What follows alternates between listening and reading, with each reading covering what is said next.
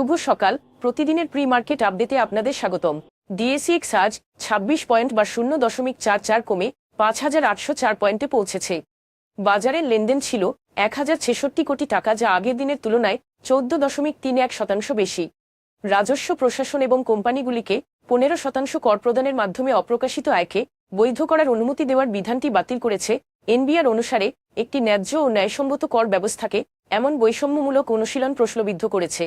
রেনাতা ইউরোপের বেশ কয়েকটি বাজারে হাইপারপ্রোল্যাক্টিনেমিয়া এবং পার্কিনসন রোগের চিকিৎসায় ব্যবহৃত ক্যাবাগিলিন 0.5 মিলিগ্রাম ট্যাবলেট রপ্তানি করার জন্য ইউরোপের বাজারে বিকেন্দ্রীভূত প্রক্রিয়া অনুমোদন পেয়েছে। Bangladesh energy regulatory commission Saudi Aramco চুক্তির উপর ভিত্তি করে রান্নার জ্বালানি 12 কেজি এলপিজি সিলিন্ডারের দাম চলতি মাসের জন্য 44 টাকা বাড়িয়ে 1,421 টাকায় সমন্বয় করেছে। এই বৃদ্ধি মূলত সৌদি আরামকোর চুক্তির পাশাপাশি বিনিময় হারের ওঠানামা এবং ভ্যাট সংযুক্ত। বিএসইসি স্টক মার্কেটে অভিযুক্তদের বিরুদ্ধে অনিয়মের তদন্ত শুরু করার পরে 7টি কোম্পানির শেয়ারের দামে সোমবারে তীব্র পতন হয়েছে, যার ফলে বিনিয়োগকারীরা আতঙ্কিত হয়ে দ্রুত যাচাই বাছাই করে নির্দিষ্ট বন্ডের শেয়ার এবং ইউনিট বিক্রি করে দেয়।